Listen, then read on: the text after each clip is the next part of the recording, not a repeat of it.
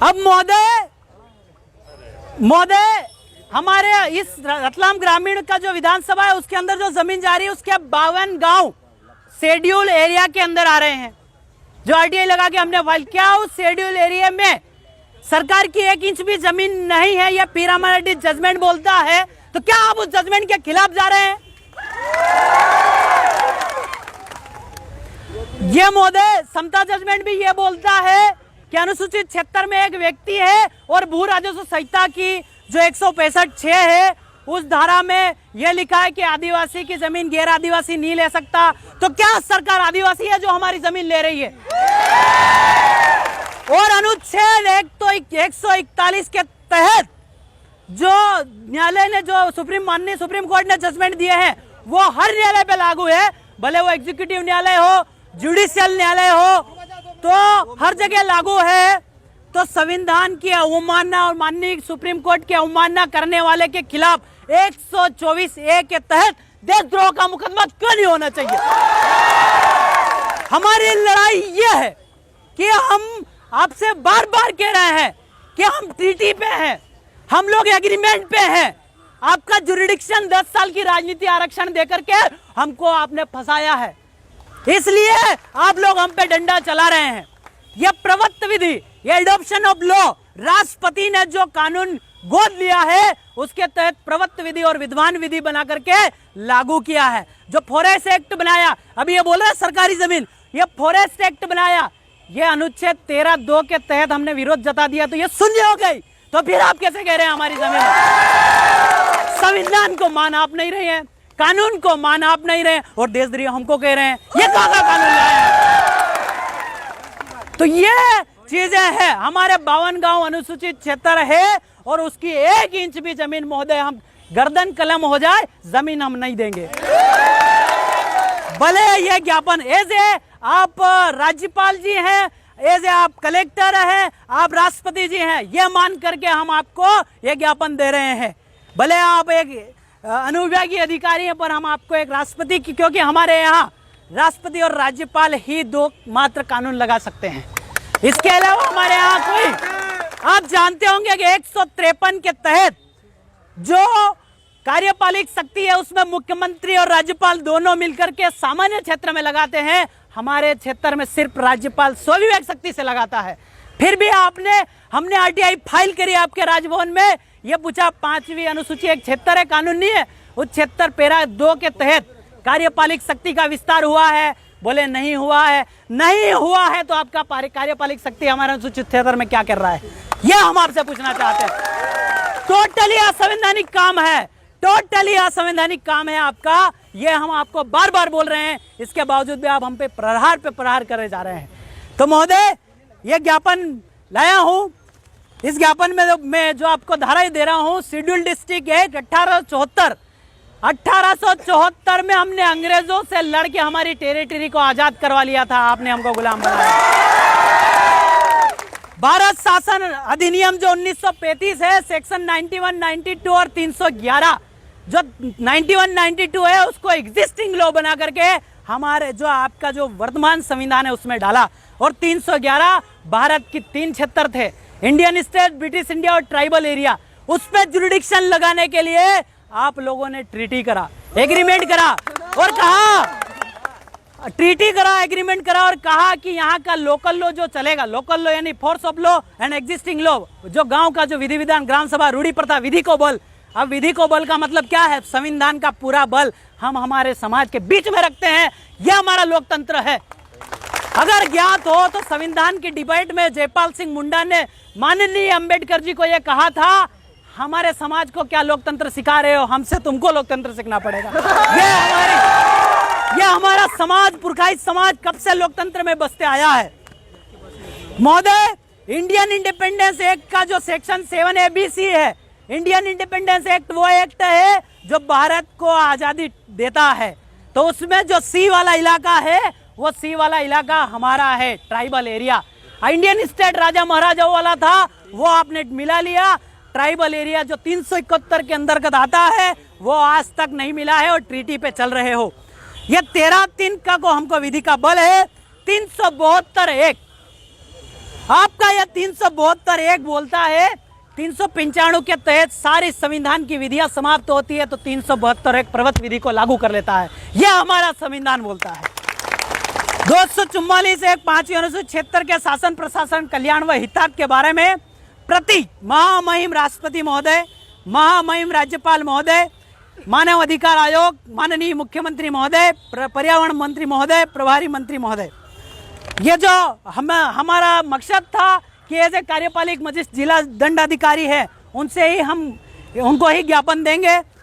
Schedule district 1874 ये आपका संदर्भ हुआ। विषय है महोदय कि मेगा टेक्सटाइल पार्क के लिए प्रस्तावित औद्योगिक निवेश क्षेत्र से संबंधित जमीन 5वीं अनुसूची 76 में बिना ग्राम सभा के सहमति से प्रस्तावित निवेश क्षेत्र को अविलंब निरस्त करे या संबंधित कानून बोले उससे तहत आपका डंडा ले जाइए।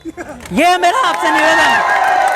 इसको मैं भी बताता हूँ किस टाइप से आप ले जाएंगे। भारत के संविधान के अनुच्छेद 13(3) का में लिखित फोर्स ऑफ लॉ आदिवासी समुदाय के रूढ़ी प्रथा कस्टमरी लॉ आदिवासी रूढ़िगत ग्राम सभा के अनुरूप कार्य यो आपका इंडियन इंडिपेंडेंस एक्ट 1947 के सेक्शन 18 यानी अनुच्छेद 13(3) का में लिखित ऑर्डर यानी जो आपका 7 ABC है संविधान एक जो बोलता है भारत तथा राज्यों का संघ जो अनुच्छेद 12 की परिभाषा से अनुसूचित 76 उससे बाहर है कि संपूर्ण अधिकारिता मीनिंग कार्यपालिका आपका न्यायपालिका और विधायिका समाप्त कर आपका डंडा ले जाइए। हम हमारा शासन चला लेंगे, हम हमारी जमीन बचा लेंगे, हमको विकास करना विकास कर लेंगे, ट्यूबवेल लगाना ट्यूबवेल लगा लेंगे, तालाब बनाना हम बना लेंगे।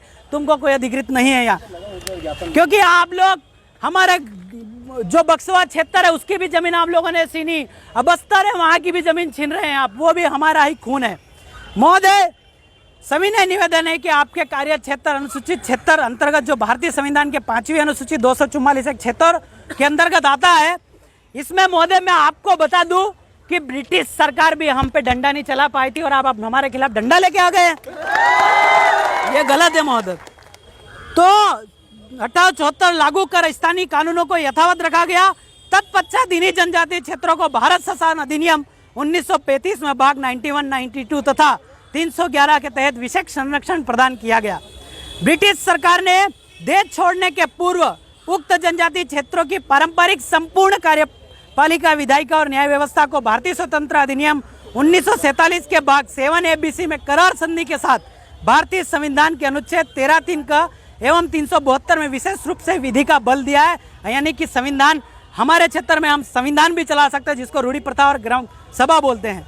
भारतीय संविधान के लागू होने के पूर्व तक ब्रिटिश शासन काल में देश के तमाम जनजातीय क्षेत्रों में भारतीय दंड संहिता IPC 1860 जो 1860 का धारा 5 है वो भी ये बोलता है कि IPC का डंडा प्रवृत्त विधि और एग्जिस्टिंग विधि के खिलाफ नहीं जा सकता है, फिर भी आप हमारे ऊपर लगा रहे हैं, ये गलत है महोदय।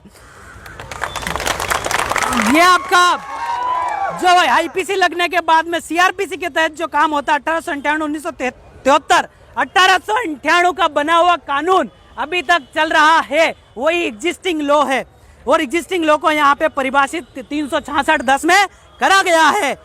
अध्यक्ष 1 पैरा 2 ख के तहत सभी तरह के दीवानी एवं फौजदारी मामलों का न्यायीकरण प्रत्येक ग्राम स्तर पर स्थानीय पारंपरिक तरीके से करते हैं। पिछले कुछ महीनों से लगातार भारत के आदिवासी समुदाय द्वारा भेजे जा रहे ज्ञापन द्वारा यह बात उठाई गई कि आपकी वैलिडिटी क्षेत्र पे से समाप्त हो गई है, फिर भी आप हमारे क्षेत्र में 8 लेन फलाना लेन डिमका लेन लेके आ रहे हैं, ये गलत है। कि इंडियन इंडिपेंडेंस एक्ट 1947 के सेक्शन 7 ABC फॉरेन जुडिशन मतलब कि विदेशी अधिकारिता, अंबेडकर जी ने ट्राइबल एरिया को विदेशी अधिकारिता यानी कि एक फॉरेन के टाइप से अधिकारित करके हमको ट्रीटी पे यहाँ पे रखा है। अनुरूप भारत के कार्यपालिका न्यायपालिका विधायिका आदिवासी क्षेत्रों क्रमशः जो आपका 1935 का जो है एक्सक्लूडेड एरिया और आंशिक वर्जित क्षेत्र में लगाया जाए, अन्यथा यह क्षेत्र भारत के अधिकारिता से स्वयं को अलग कर लेंगे। जैसा कि ज्ञात है प्रतिभा पाटिल राष्ट्रपति महोदय के समय 8-9 नवंबर 2019 की जो बैठक हुई थी उसका रिजल्ट आया था कि राज्यपाल के राष्ट्रीय आदिवासी अनुसूचित जनजातियों के हेतु सम्मेलन के संविधान के अनुच्छेद 244(1) के प्रावधान अनुसूची पैराग्राफ 3 के अनुसार राष्ट्रपति के कार्यालय में एक बार होता है। विस्तार पूर्वक जानकारी देते हुए महोदय ये बताना चाहते हैं कि अंग्रेजों ने 3 तरह की शासन व्यवस्था चलाई थी और प्रतिभा पाटिल जी के सामने 26 राज्य के राज्यपाल ने ये कहा था कि अनुसूचित जनजाति पे किसी तरह का कोई 1950 का जो डंडा है वो नहीं चलता है। तो फिर भी आप हम पे लगा रहे हैं, ये कैसे लगा रहे हैं? ये टोटली अनकॉन्स्टिट्यूशनल और असंवैधानिक है। जिसमें पहला था ब्रिटिश इंडिया, जहाँ अंग्रेजी शासन था, जो अनुच्छेद 1 है आपका जो 7A है इंडियन इंडिपेंडेंस एक्ट 1947 का। इंडियन स्टेट यानी भारत के राज्य क्षेत्र, इंडियन इंडिपेंडेंस का जो 7B है जिसमें राजा महाराजा थे, और जो C था ट्राइबल एरिया आदिवासी क्षेत्र, जहां अंग्रेजों ने शासन किया ही नहीं। संविधान के अनुच्छेद 1 के 3G जिन्हें करार संधि ट्रीटी एग्रीमेंट द्वारा आयोजित किया गया, जो कि स्वतंत्र हो चुके हैं। आदिवासी को 10 साल का राजनीति आरक्षण देकर यह कहकर ब्रिटिश बनाम भारत में मिलाया गया, जो आप हमारे पे डंडा चला रहे हैं, जो कि मिलाया गया कि आदिवासी अभी शासन चलाने के काबिल नहीं है, ये करके इन्होंने हमको शामिल किया। तो मैं ये बोलता हूँ हम अभी शासन चला सकते हैं, आप लोग ले जाइए आपकी फैक्ट्री।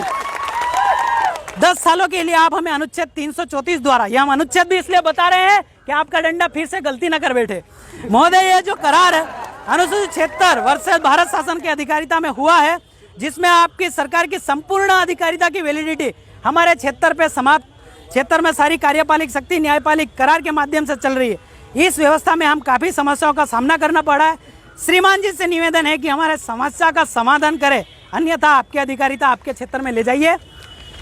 महोदय ये जो समस्या है ये हमको प्रकाशित हुई थी दिनांक 26/6/2021 के समाचार पत्र दैनिक भास्कर में छपी खबर ने हमें एक मृत रूप दे दिया और हमारे जीवन पर सवाल खड़े कर दिए।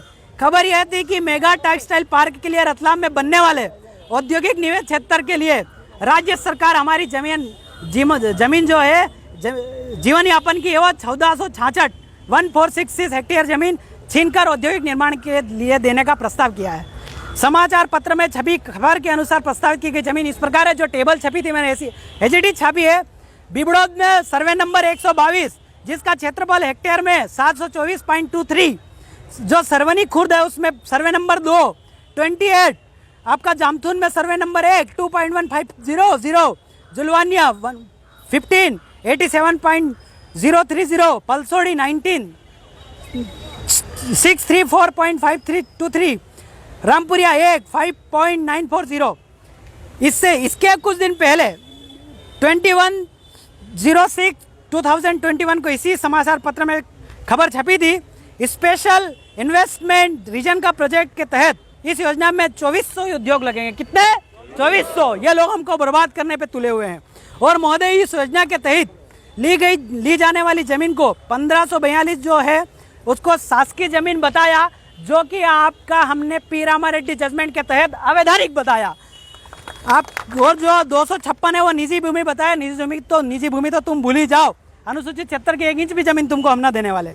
महोदय संबंधित क्षेत्र में 52 गांव अनुसूचित क्षेत्र ही है। मैं नहीं बोल रहा हूँ, ये 1950 का स्टेट ऑर्डर निकला था जिसको राजपत्तर बोलते हैं, गेजेट, जो कि अनुसूचित क्षेत्र में कलेक्टर महोदय का भी गेजेट नहीं निकला हमको राज करने के लिए। ये माननीय गोपाल जी डाट ने हमको बहस के दौरान हमने पता भी कर लिया और हमें पढ़ा भी है, जिसमें कुछ गांव का नाम लेता हूं: गोपालपुरा, रामपुरिया, जुलवानिया, पलसोड़ी, भंवरगढ़, ढोलावाड़, राजपुरा, दंतोड़ा, लालगुवाड़ी, पलास, पिपलोदी, भिलखड़ी, झरखड़ी, सरवड़ आदि ऐसे 52 गांव अनुसूचित क्षेत्र रूप में परिभाषित है। मैं आपसे महोदय कहना चाहता हूं कि ये तहसील बांटना और खेल बंद करिए। हमारा क्षेत्र सेलाना में लगता, पिपलोदा सेलाना में लगता था, आपने ये खेल करके हमारा क्षेत्र अनुसूचित क्षेत्र में नहीं है ऐसा दिखा रहे हैं। यह भी असंवैधानिक है।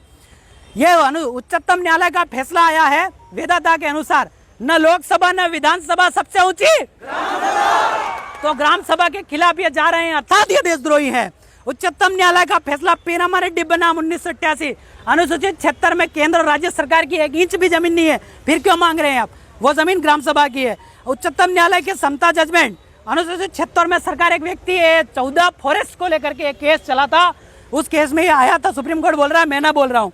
उच्चतम न्यायालय का फैसला बनाम महाराष्ट्र 5 जनवरी 2011, इस देश का 8% इस देश का मालिक है। बाकी उच्चतम न्यायालय का जो केरल बनाम फैसला आया, जिसका जमीन उसका खनिज, तो फिर आप बार बार क्यों कह रहे हैं हमारा? अनुच्छेद 141 के तहत जो सुप्रीम कोर्ट के जजमेंट को नहीं मानता वह कौन होता है? 124 लगना चाहिए, नहीं लगना चाहिए? महोदय, उपयुक्त जजमेंट को देखकर व समता जजमेंट के अनुसार अनुसूचित क्षेत्र में सरकार एक व्यक्ति के समान है, बराबर। भू राजस्व संहिता की धारा 165(6) यह आपकी वहाँ कार्यालय में बुक है, उसमें लिखित में है। आदिम जनजाति एब्रोजिनल, उस बुक में मूल निवासी भी लिखा हुआ है, ये लोग कानून में छिपा रहे हैं। एब्रोजिनल पीपल की जमीन गैर आदिवासी जनजाति को ट्रांसफर नहीं होती, तो क्या आपकी सरकार आदिवासी है जो जमीन ले रही है?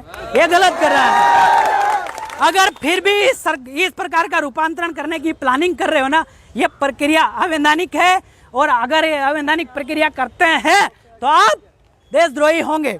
जो आपका एसडीओपी जमशेदपुर में इस टाइप से ग्राम सभा के खिलाफ कहे थे, माननीय कोर्ट ने उनको देशद्रोही का संज्ञान दिया था और 6 महीने जेल भी लेकर के आए हैं।